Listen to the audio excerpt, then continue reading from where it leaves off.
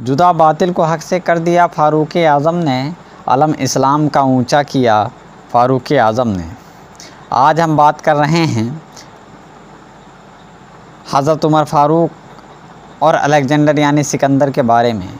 किसे महान कहा जाए, सिकंदर या इस्लाम के दूसरे खलीफा हज़रत उमर फ़ारूक को? ये वो सवाल है जिसका जवाब दुनिया भर के इतिहासकारों को देना है। इतिहास आज भी यूनान के बादशाह अलेक्जेंडर को ही विश्व विजेता सिकंदर को ही मानता है, जो कि गलत है। सवाल ये उठता है कि हज़रत उमर फ़ारूक के रहते हुए अलेक्जेंडर यानी सिकंदर को महान कैसे कहा जा सकता है। आइए दोनों के जीत और कारनामों पर एक नज़र डालते हैं। अलेक्जेंडर 20 साल की उम्र में बादशाह बना। 23 साल की उम्र में मकदूनिया से निकलकर वो यूनान जीता। उसके बाद वो तुर्की का रुख किया। उसके बाद ईरान, शाम, यरूशलेम, मिस्र और हिंदुस्तान आया और यहाँ पोरस से लड़ाई की और जीता। और मकरान से वापसी में उसे बुखार हुआ और 323 BC में उसकी डेथ हो गई। दुनिया ने आज तक उसे विश्व विजेता और सबसे बड़ा योद्धा बताया। आप भी सोचिए, अलेक्जेंडर बादशाह का बेटा था। उसे दुनिया भर के लोगों ने युद्ध लड़ने की ट्रेनिंग दी। उसे अरस्तु जैसे उस्ताद का साथ मिला और जब वो 20 साल का हुआ तो उसे विरासत में बादशाह बना दिया गया। जबकि उसके मुकाबले हज़रत उमर फ़ारूक की 7 पुश्तों में कोई बादशाह नहीं गुजरा। आप भेड़ बकरियां और ऊँट चराते हुए बड़े हुए। आपने तलवारबाजी, घुड़सवारी, तीरंदाजी किसी से नहीं सीखी। अलेक्जेंडर ने एक मुनज़्ज़म फ़ौज के साथ 10 सालों में 17 लाख मील का इलाका जीता, जबकि हज़रत उमर फ़ारूक ने 10 सालों में बग़ैर किसी मुनज़्ज़म फ़ौज के 22 लाख का इलाका जीता, जिसमें उस समय के 2 सुपर पावर देश रोम और ईरान जैसे देश भी शामिल थे। जंग के दौरान अलेक्जेंडर ने कई फ़ौजी अफसरान का कत्ल करा दिया।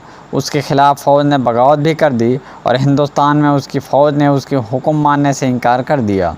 मगर उमर फ़ारूक के किसी साथी ने उनका विरोध नहीं किया और न ही किसी ने उनके ख़िलाफ़ बगावत ही की, बल्कि जंग के दौरान आपने इस्लाम के सबसे बड़े कमांडर खालिद बिन वलीद को पद से बर्खास्त कर दिया, मगर किसी ने उनके हुक्म के टालने की ज़रूरत नहीं की। अलेक्जेंडर ने जो 17 लाख मील का इलाका जीता, मगर उसके मरने के बाद सभी इलाके उसके हाथ से निकल गए और सबसे बड़ी बात, वो दुनिया से कोई सिस्टम नहीं दे पाया। जबकि हज़रत उमर फ़ारूक ने दुनिया को ऐसे सिस्टम दिए जो आज भी पूरी दुनिया में लागू हैं।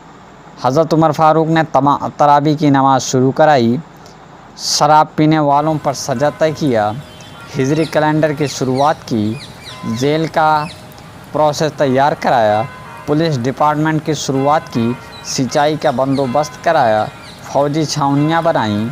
हज़रत उमर फ़ारूक ने दुनिया में पहली बार दूध पीते बच्चे, बेसहारों, बेआसरों, बेवाओं के लिए वजीफ़ा का इंतज़ाम कराया।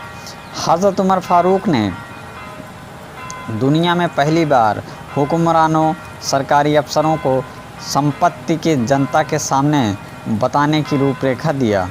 आपने पहली बार दुनिया में हुक्मरान वर्ग की अकाउंटेबिलिटी की शुरुआत की।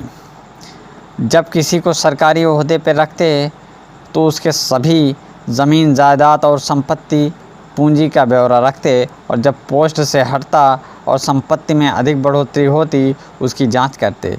आप खुद बहुत सादा ज़िंदगी गुजारते थे। जब आपका विशाल हुआ तो आप कर्जदार थे और आपका मकान बेचकर कर्ज अदा किया गया।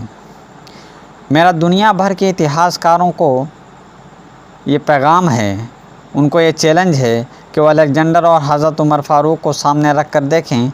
अलेक्जेंडर यानी सिकंदर, हज़रत उमर फ़ारूक पहाड़ के सामने वो कंकड़ दिखाई देगा, क्योंकि अलेक्जेंडर की बनाई सल्तनत उसकी डेथ के बाद 5 साल में ख़त्म हो गई, जबकि हज़रत उमर फ़ारूक ने अपने दौर में जिस इलाके को जीता वहाँ आज भी इस्लाम का नाम है। दुनिया में अलेक्जेंडर का नाम सिर्फ किताबों में सिमट कर रह गया है, जबकि हज़रत उमर फ़ारूक के बनाए सिस्टम दुनिया के देशों में आज भी किसी न किसी शक्ल में मौजूद हैं।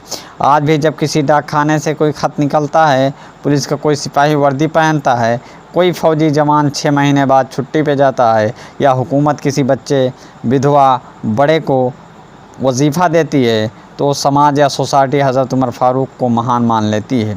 सभी फैक्ट आपके सामने हैं, आप खुद फैसला करें कि महान कौन है।